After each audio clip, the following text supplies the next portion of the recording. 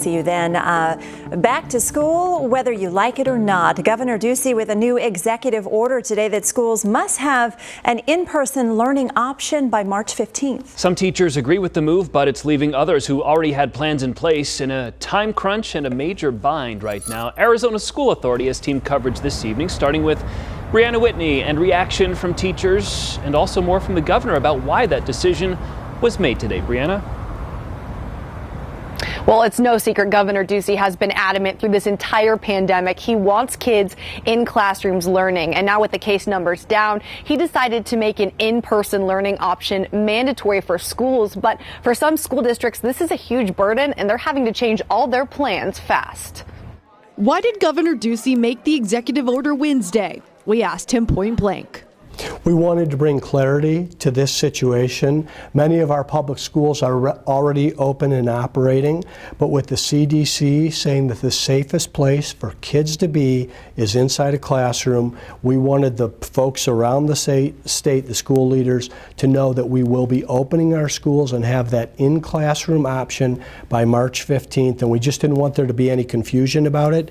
Distance learning has not been good for so many of our kids. Now, every school in Arizona must have an in-person option by March 15th, after spring break. The only exceptions, some middle and high schools in a few counties with high transmission spread. This isn't ideal for every district, and some teachers don't agree. I am not really for that decision because there are some communities in our state that have already made that commitment to staying remote for the entire school year. I teach at a high school, so to create the high school schedule is several months of work. And so now they're being asked to do this in less than 2 weeks' time. I don't think you're gonna get the results that you really want.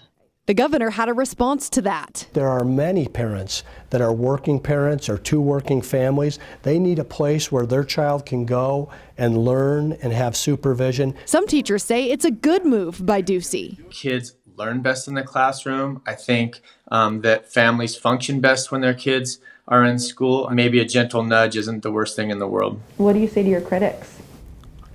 Well, I have a job in terms of making decisions, and I am surrounded by incredibly smart and caring people to the folks in Arizona, and critics are going to do what they are going to do. My job is to listen to the facts and then make the decisions, and that's what I've done. And one specific district this will affect is the Cartwright Elementary School District in Maryvale. They actually voted earlier this year to stay all virtual through the end of the year because they had high spread of COVID-19. Well, now they're having to call together a special governing board meeting tomorrow at 5 to figure out how they're going to adjust to these new requirements by March 15th. Heather, Jared, back to you guys.